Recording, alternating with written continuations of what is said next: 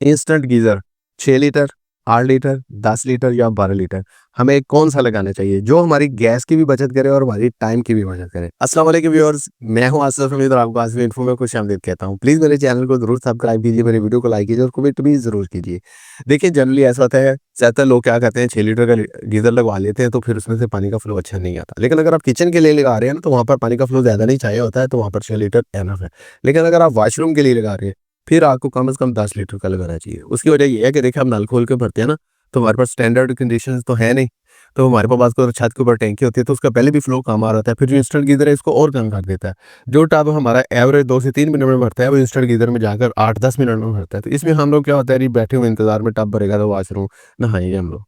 तो इसलिए आपको चाहिए कि आप कम से कम 10 लीटर का लगाएँ। 2 फ़ायदे हैं उसमें, एक तो आपका टब 2 मिनट में भर जाएगा, दूसरा आपकी गैस भी 2 मिनट ही चलेगी। जबकि आप छोटा गीज़र लगाते हैं ना, तो वो जितनी देर ज़्यादा लगाएगा, गैस भी आपकी उतनी देर ज़ाया होगी। यानी आपका 2 लॉस हो रहे हैं, एक तो आपका टाइम ज़ाया हो रहा है, दूसरा आपकी गैस का बिल भी ज़्यादा आएगा।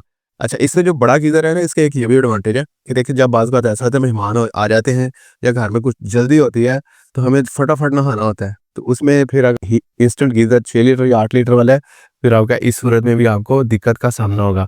अगर आपका 10 लीटर या 12 लीटर का है, तो फिर आपका उधर से भी टाइम आ जाएगा, ज़्यादा लोग जल्दी से मैनेज हो जाएँगे। तो इस तरह की रियल जो फ़ायदे हैं, ऐसी वीडियोज़ के लिए आपको मेरा चैनल ज़रूर सब्सक्राइब करना चाहिए, वीडियो को लाइक भी करना चाहिए और कमेंट भी करना चाहिए। अच्छा, इसके बाद जो वीडियो आएगी ना, उसमें हम लोग डिस्कस करेंगे जो इंस्टेंट गीज़र के मसाइल हैं, इनको हम बगैर कोई पैसा लगाए और सर्विस चार्जेस से कैसे हम लोग बच सकते हैं और अपने गीज़र को खुद घर पर कैसे रिपेयर कर सकते हैं। उस वक़्त के लिए अल्लाह हाफ़िज़।